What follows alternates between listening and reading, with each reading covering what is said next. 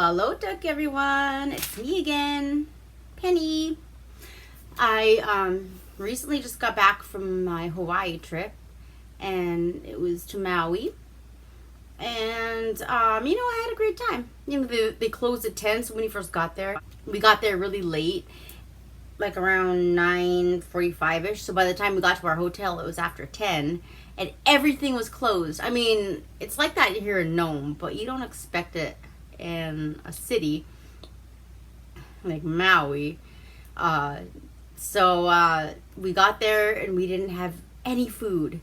The only thing that anyone had brought was I had brought a bunch of snacks for my plane trip because a girl got to have her snackety snacks on the plane. I brought a bunch of Atkins bars, so that's what me and my sister and all her kids had. It was better than nothing. And I was actually forced to have some beer. So I was like, why didn't I hit up the fucking wine shop at the airport before I stepped on the plane? But no. So tonight I watched the Masque of the Red Death. And this one's a little different because it wasn't from my 50 classics from the Walmart shelf. This was actually a viewer's request. And this is my very first one, so I'm excited. So the viewer, you know who you are, also requested a type of wine, and it's a port. I love ports, they're great. I was a little bit under the weather, so I didn't get to go to the store and check out their selection. So now we have to, stick with the boxed. Peter Vella. Next time I'll bring the box up. I always forget to do that. So yeah, Peter Vella is like the best cab sauv that they have here. It's like the fancy one because it's a little bit more expensive, but it's really smooth. It goes down really well and it's delicious. The Masque of the Red Death is from 1964, and it is actually an Edgar Allan Poe. It's based on an Edgar Allan Poe novel. I love Edgar Allan Poe. I kind of grew up with him when I was like back in middle school. Do you remember when they used to have those things where you would sign up? It was like a subscription. So and you could you'd have subscription to all these different kinds of books. And I would make my dad, I would subscribe to all these like terrifying novels, ghost stories. And those were my favorite. My favorite ones were the Edgar Allan Poe ones. So I read things like, just the regular, like The Raven, the Fall of the House of Usher, the Cask of Amontillado,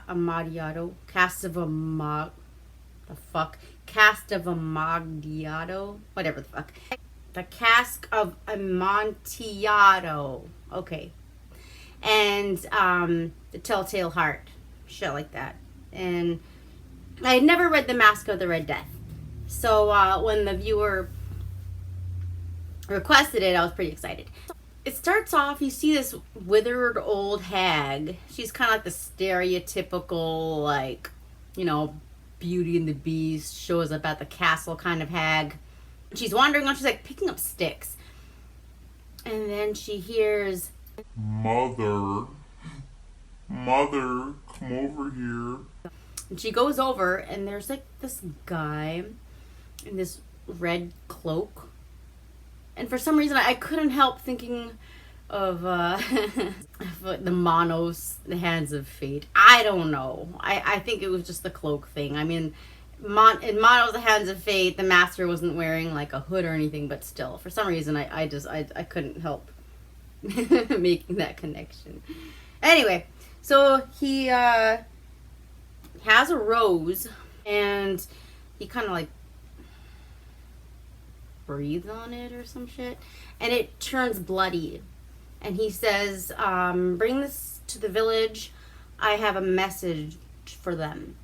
And he says, this red rose, it signifies the day. He's like, the day of deliverance is at hand. And he gives her the rose. Will you accept this rose? I am thrilled to accept this rose.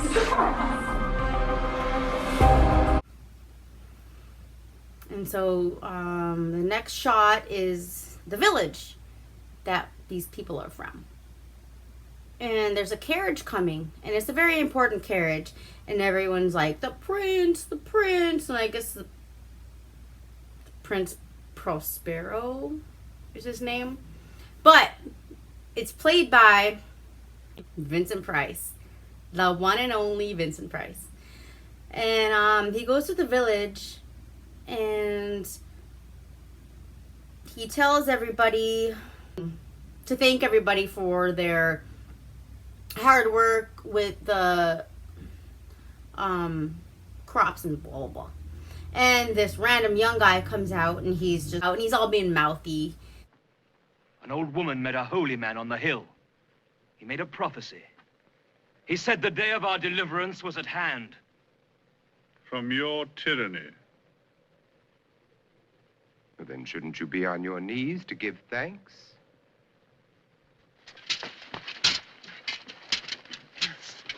So he tells the guards to seize these men, and they seize them.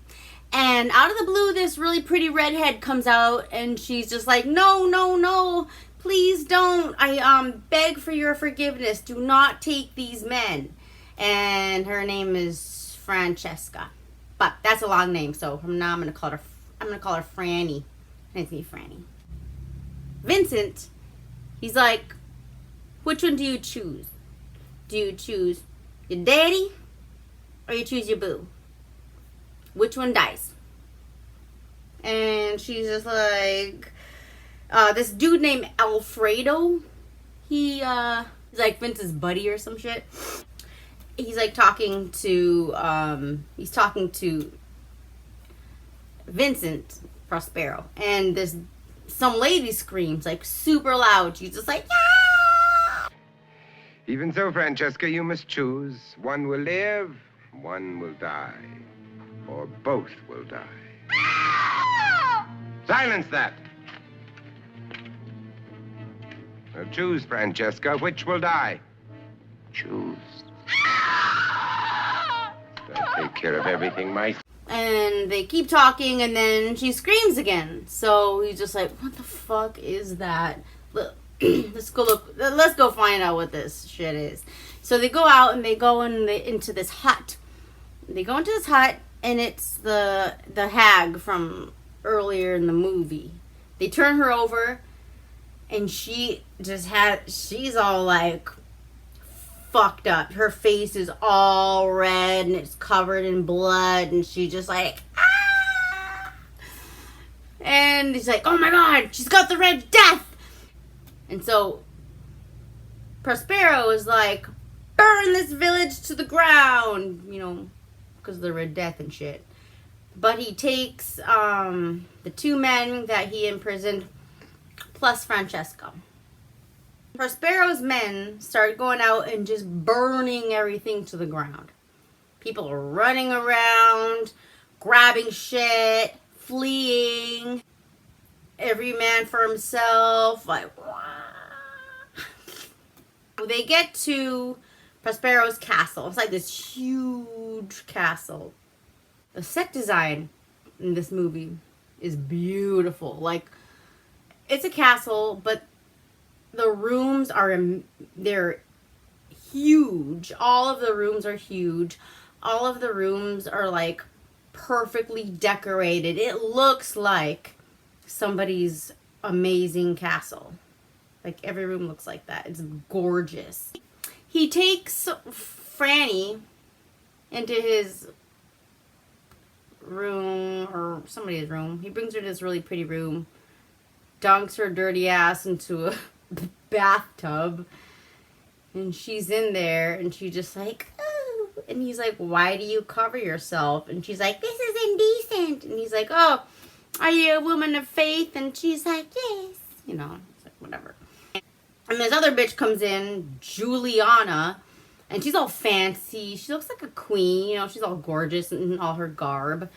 And she's like, why are you putting this bitch in my room? What's going on? And he's like, wow, it's just, just temporary. We'll have her out of here soon enough. And Juliana, I guess we'll get to that. So, Franny has this necklace. And that's what prompts him to be like, oh, are you a believer? And she's like, yes, I believe in God and blah, blah. And he's like, well, we ain't having none of that around here. Take it off. Take that shit off. And so she got to take it off. But anyway, so Juliana goes over to, Vincent. And she's all asking about, who this bitch is. And she's all jelly. She's like, peanut butter jelly time. Soup's gel, She ain't having it. She's like, who's this young, hot chick you got over here? Anyway, so we cut to this fancy party. It is hella fancy. It's big. There are people dancing, having a good time. They're acting like there isn't this red death that's plaguing their fucking nation. I'm like, I don't know. Who gives a shit? We're all having fun. We're all getting drunk. Whatevs. COVID, right? Woo! Vincent starts spouting out this little soliloquy. Listen. Is it to awaken and hear the passing of time? Or is it the failing beat of your own heart? I don't know. It didn't really register in my head, but it did make this woman tupac big time when the clock struck.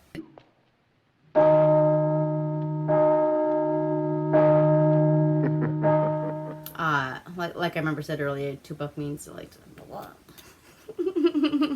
Shit yourself. He introduces this dance group. He's like, come here, come here. The dancers Esmeralda and Hop-Toad.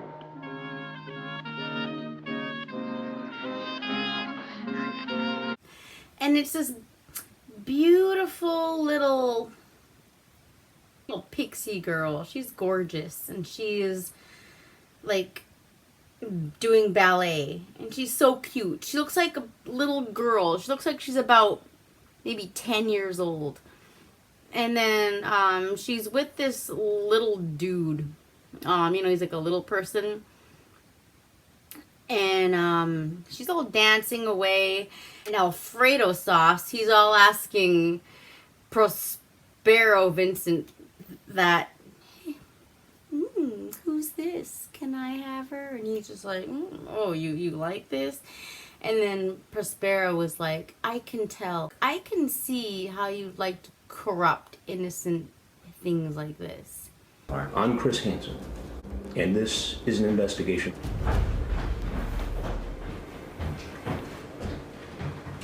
The little girl, she's all dancing, all cute, all beautiful. And he's like, I know you like to keep these pretty little things, these innocent little things. And then she accidentally kicks over his wine. I think it was Alfredo. He just like slaps the shit out of her. He slaps her, and the poor little girl just goes falling. And you can tell the little man that was with her is like appalled. But he can't do shit because, what's he gonna do? Like, his masters are like right there.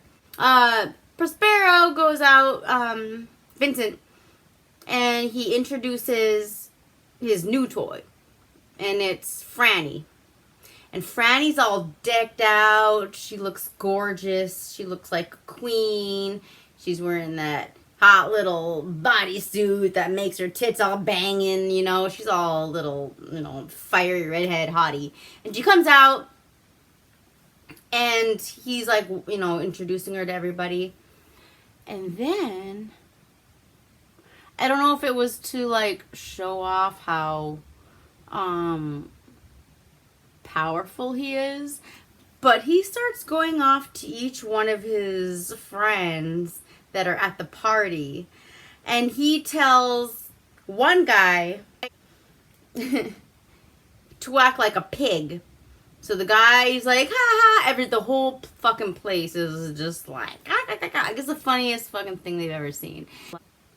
And then he goes over to another guest and he makes him act like a worm. The guy's all wiggling around on the fucking floor, acting like a stupid worm. And then this lady, she's like double fisting it. She's like holding 2 drinks and just like, ah, ha, ha, ha. She's having the fucking hell of a time. She's like 3 sheets to the wind. And he's like, you've been acting like a jackass. You act like a jackass. And so he puts those fucking things on her fucking head. And you're like, oh, like acting like a donkey or some shit. Oh, yeah. And then he makes this other dude fucking ride her. And so he's riding her. This one dude's acting like a worm. This one dude's acting like a pig. And he's just like, ha, ha, ha. Everyone's having like the greatest time. And then he tells everybody, okay, everyone, act like animals. And so the place just is like a fucking shit show. Everyone starts acting like some random fucking animal. I don't want to go there. Where's my invite? So he goes into this room, like a room with Franny. And then he's talking about, you know, their faith. And he's like, how can you have faith when there's all this stuff in the world? Like there's famine, there's suffering, there's pestilence, there's greed. How can you believe in a God when there's all this stuff, like bad shit that's going on in this world?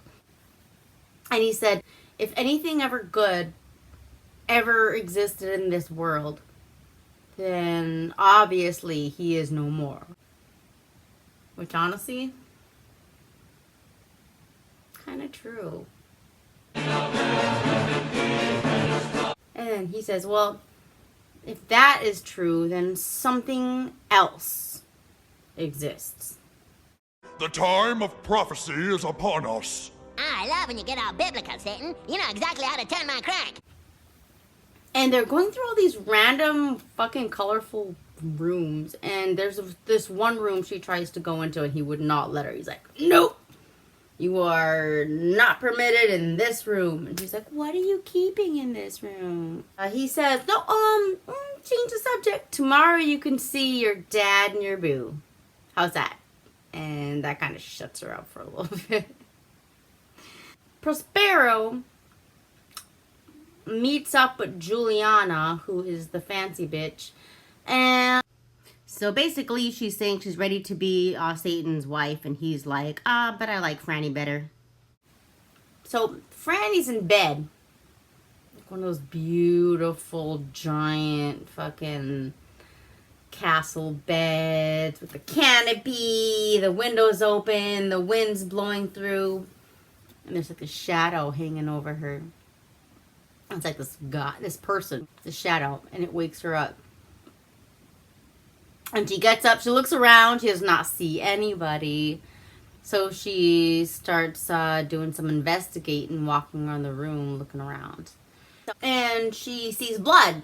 And she lets out this gigantic scream. And she hears Vincent Prospero shouting out these incantations, like speaking in some language, probably Latin or some shit, you know, it's like the go-to language for like witchcraft bullshit.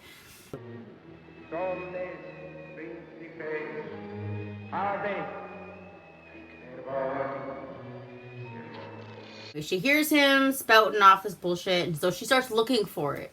She goes around and she starts following this voice. And she goes and she walks into this room. She sees Juliana, and Juliana is, for some reason, she's all red. They're just like this red light that's coming over her. And it kind of reminded me of Suspiria. You know how, like, if you've seen Suspiria, it's like some of the rooms or whatever they walk in are like this bright red, and it looks super cool. But that's what she sees when she walks in. It's like Juliana. She's like, oh. And she looks over and she sees Prospero, and he's in like a coffin. He's like in a coffin. He goes over and she touches him, and he wakes up, his eyes open, and she screams, and she runs out, and she's running, like, she's like hightailing it all the way, like, she's trying to go back to her room, right? And she's running, and she, like, runs straight into Alfredo sauce. And Alfredo's like, ha ha. And then it cuts to the next day, and Prospero and Franny are, like, on the balcony, and he, like, nothing ever fucking happened. Like all that fucking crazy-ass bullshit did not happen. So they're out there chilling with the falcons, just like, hey, here's my falcon. He shows how he gets the falcon out, and the falcon, like, destroys this poor little fucking bunny. And then he tells her the story about how they got the falcon to obey. They're just like, well, we sewed her little eyes shut until she, like, complied. To act like a little servant. I need more wine.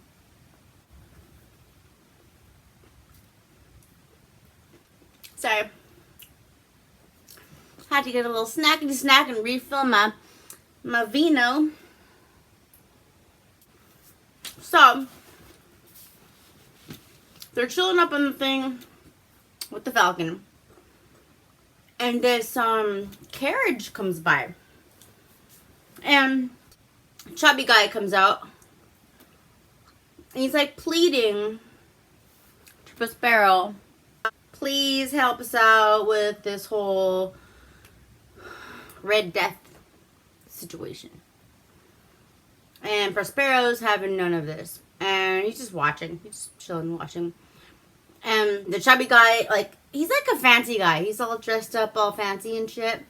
And he opens the door to the carriage and pulls out his wife. And she's a beautiful woman. And he's just like, hey, I know that you've always was attracted to my wife. You can have her. You can do whatever you want with her. Just please end this. He's just like, dude, I already hit that. Then he shows the girl, I don't know if he's trying to impress her. He's like, hey, look what's gonna happen to this dude. She's like, no! And he goes, poop. And he just fucking arrows the guy.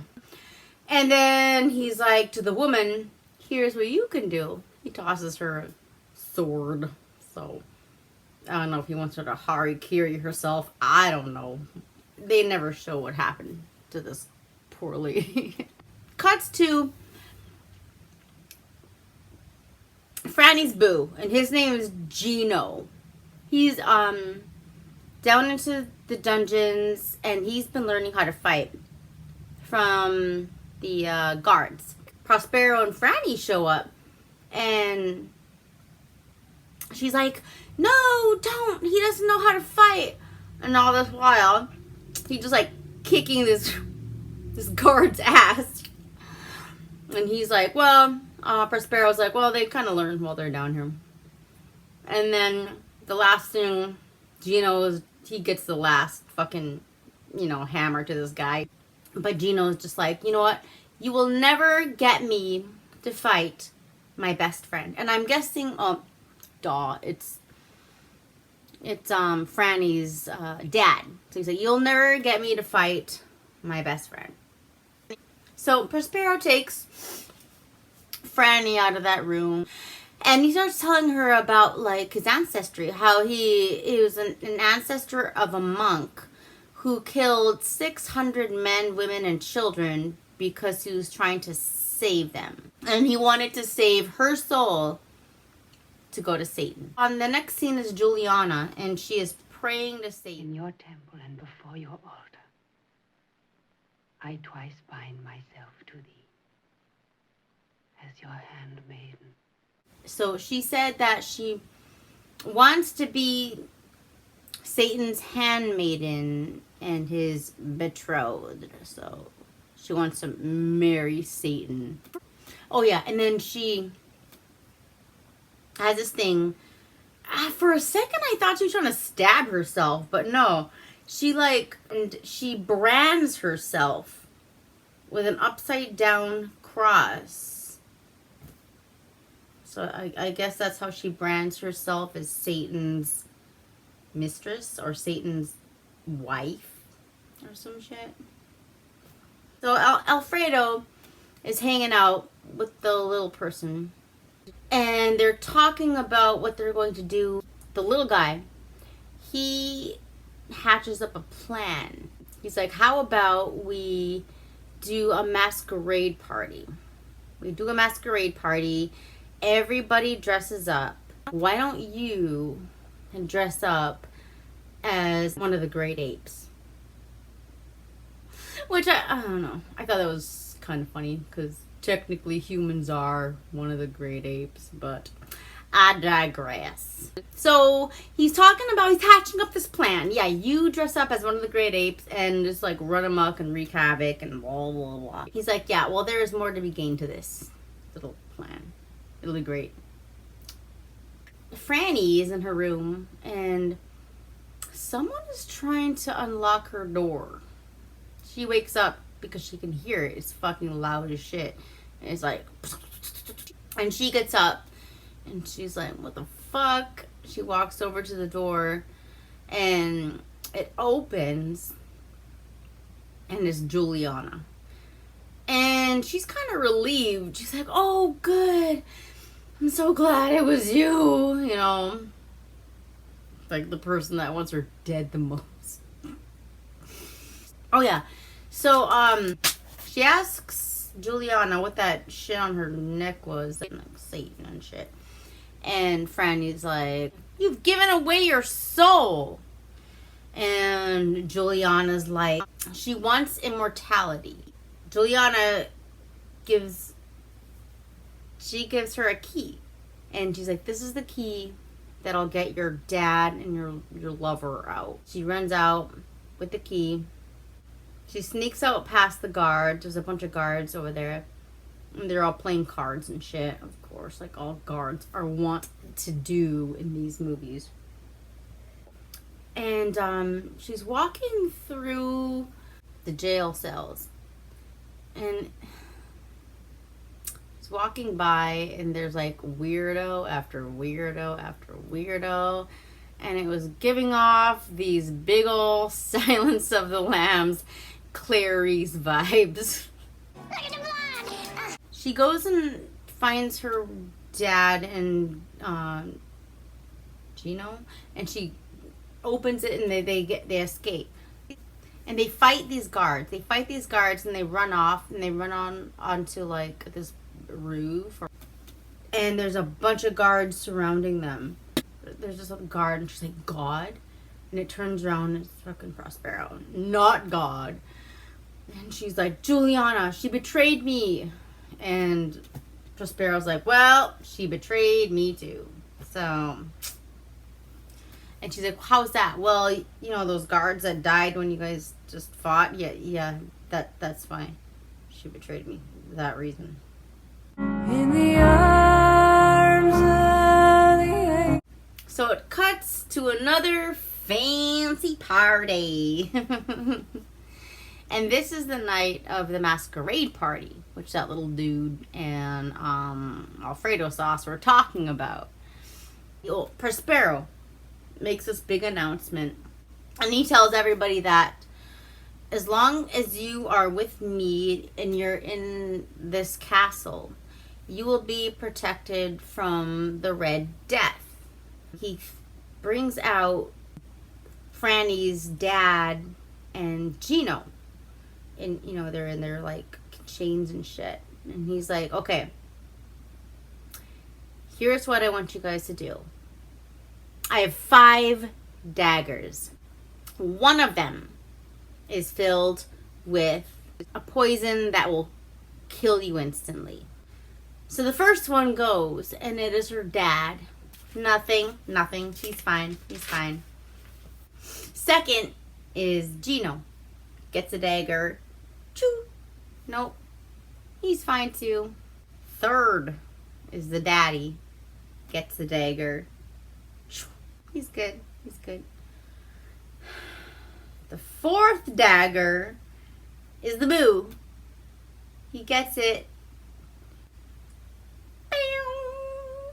Fucking throws that dagger onto the floor.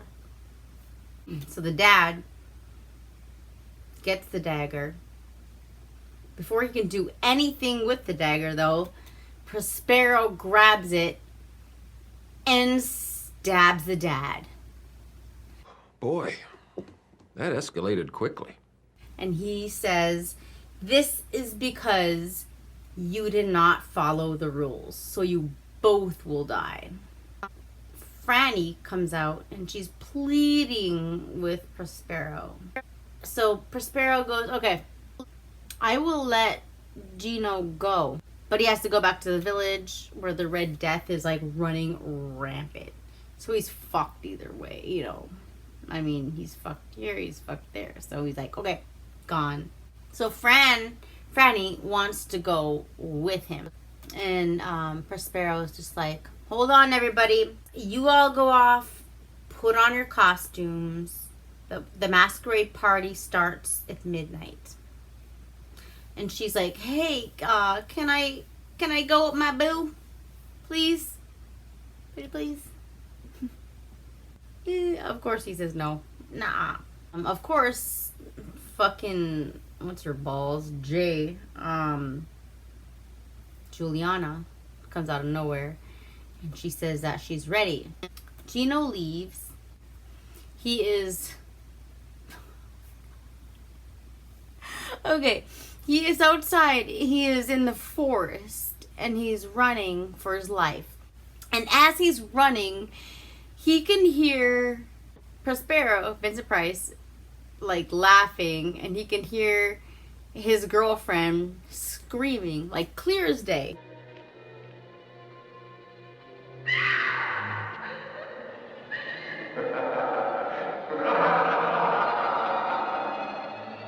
Like there's a fucking magnaphone or some shit. But he continues to run away from the castle. And he runs. And he falls. He falls. And it's like, bam! There's just this fucking money shot of his sweet, sweet, supple ass. It's just like there for a good solid, I don't know, a whole minute. Minute and a half. I don't know, long enough for me to wake up. But it is there. And it's pretty fucking nice. So, anyway, he hears somebody talking to him in the forest. And it's the red cloak guy from the beginning of the movie. The red cloak guy is saying that the only weapon against Gino is love. Like, oh God, so cliche. The red guy gives him a card. I don't know. It's just like card. Like, here you go. And it says some shit on it. I can't remember what it fucking was. But I don't know. It makes Gino all like brave and shit.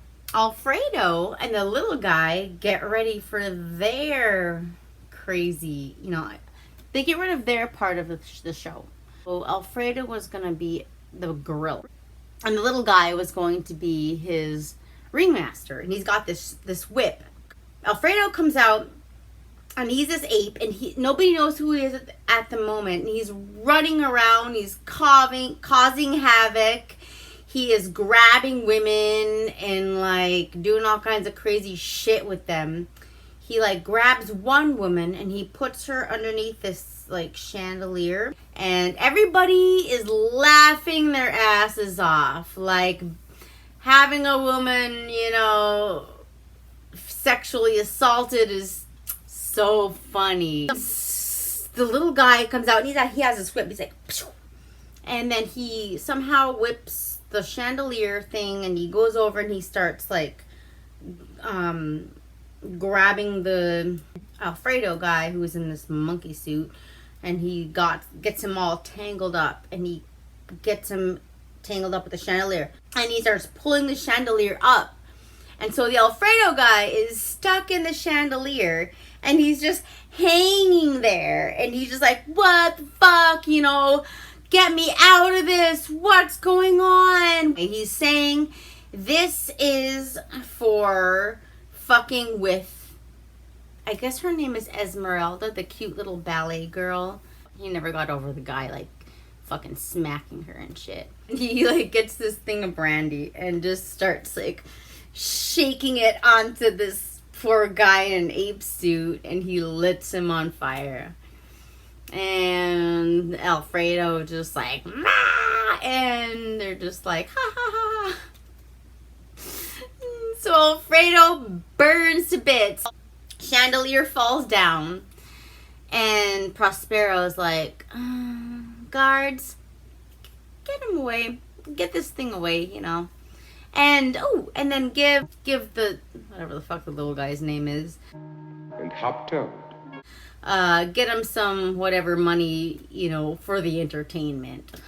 The villagers start coming by, and they're carrying everybody. They have everybody with them. They're in this big parade. Everybody's with them, including their dead. They're like pulling their dead, you know, on things. So that they're carrying their dead with them to the castle. They run into Gino, and Gino is like, hey, what the fuck's going on? And they're like, well, we are going over to the castle to ask the prince for his forgiveness for whatever the fuck we did to deserve this. Back in the castle, Juliana, she's doing her incantations. She's saying that language or whatever it was. And then she kind of transports into this weird dream world where she's laying down, and as who looks like a tribe member from some Aboriginal tribe comes around and starts dancing around her too. And every time these guys come around her, this bitch like screams. Like, really? This is what you wanted? And she wakes up and she's like, oh, well, I am betrothed. She walks in this giant room.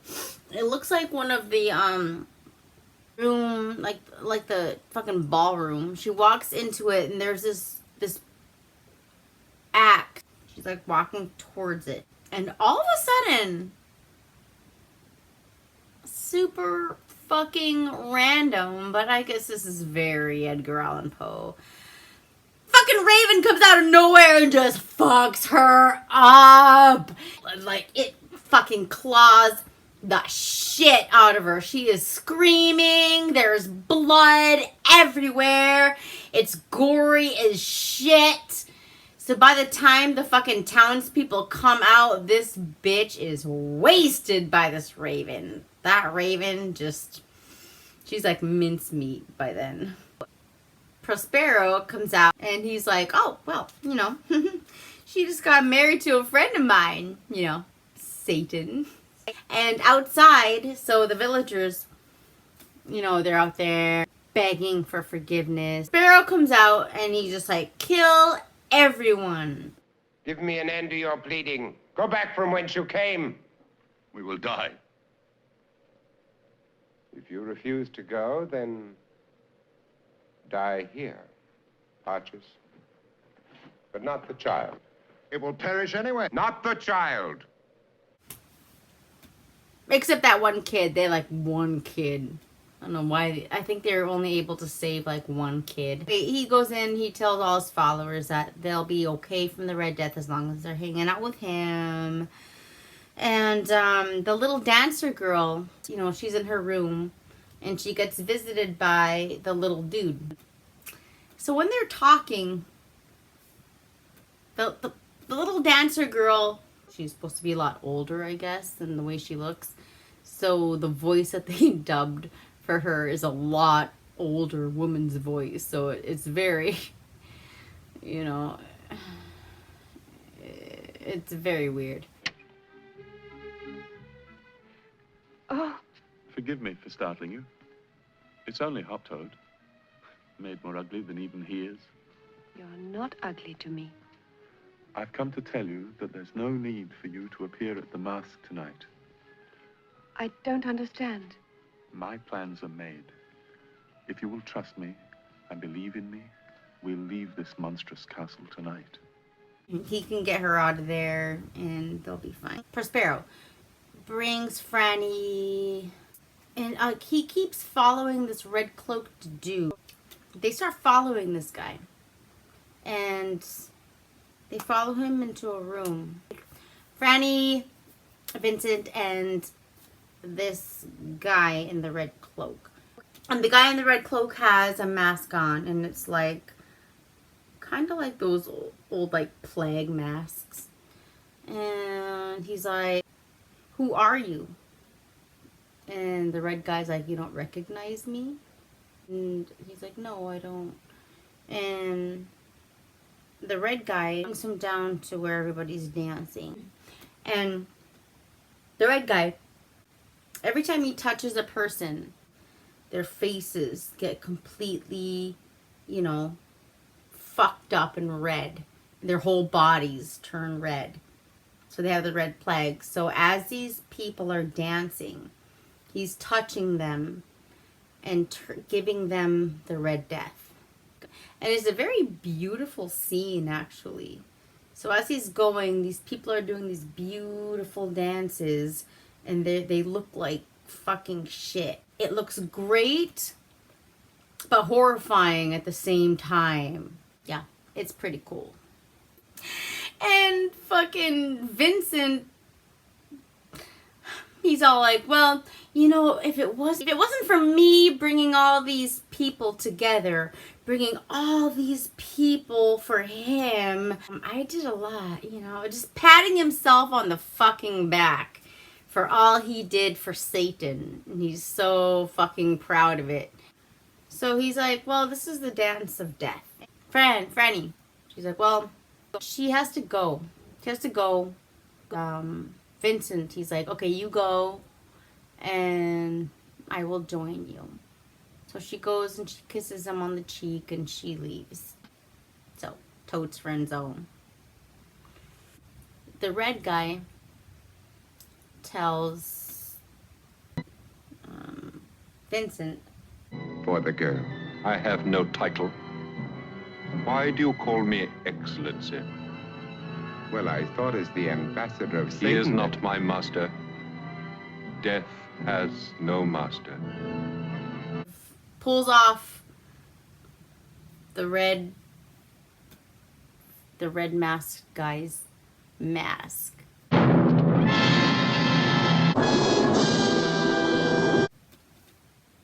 And it's him. It's Vincent! But with a red face. Ah! Wow. That was crazy. So he's looking at his own fucking reflection.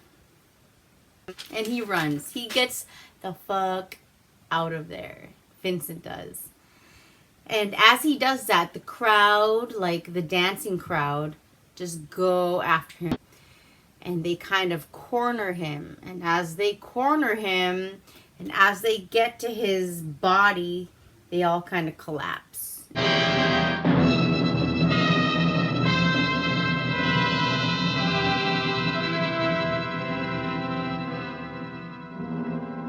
Just like dead body heaps. The red guy's like, "Why should you be afraid of dying? Your soul has been dead for a long time." Vincent dies. The next scene, they're out in the woods where Gino was. And there's this little cute girl. And she's playing like goldfish or whatever with the red cloak guy from the beginning of the movie. So you got this card. And his brother in a black cloak comes. And the red coat guy is talking about all the people that got saved. So he's talking about like Franny, Gino. I can't remember if the dad got saved. I don't know. The little girl. I think Esmeralda got saved. I think the little guy got saved. And a couple other people. His other brothers start coming to the picture. And he's talking to them. And there's like, so there's the red cloak guy. He was talking to the black cloak guy. There's a blue guy, a yellow guy, or purple guy. Am I missing somebody? I don't know. A white, yeah, there's a white one too. Chase the rainbow, mother! And they all walk away. And yeah, that's the end of the movie. The Masque of the Red Death.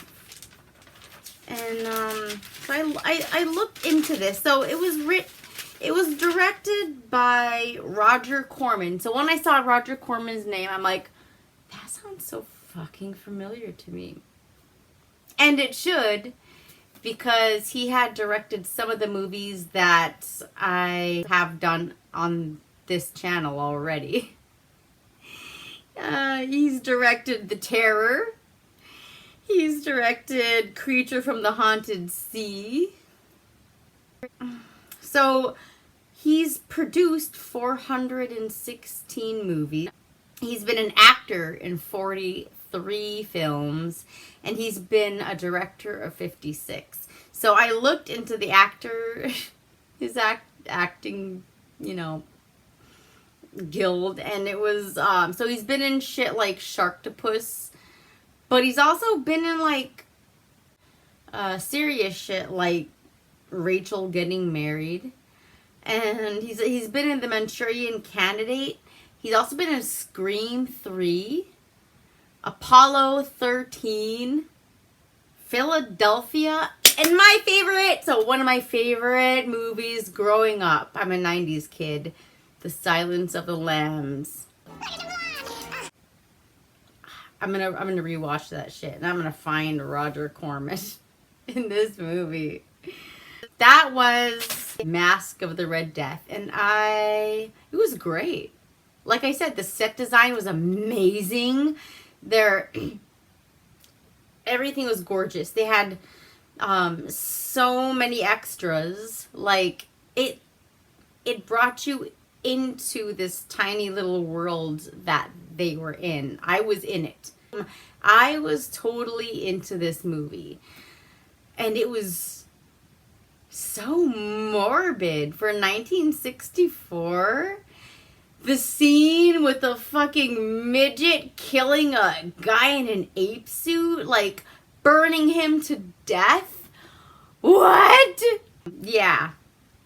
That was, I think this movie was beyond its time. Yeah, it was great. Vincent Price, of course, was spectacular. This was my very first recommendation, and I will give it 9.5 out of 10. So thank you so much. Please give me some more recommendations, because that was fun, and I want to keep doing that. Okay, so everybody have a great Memorial weekend, and I will see you later. Bye.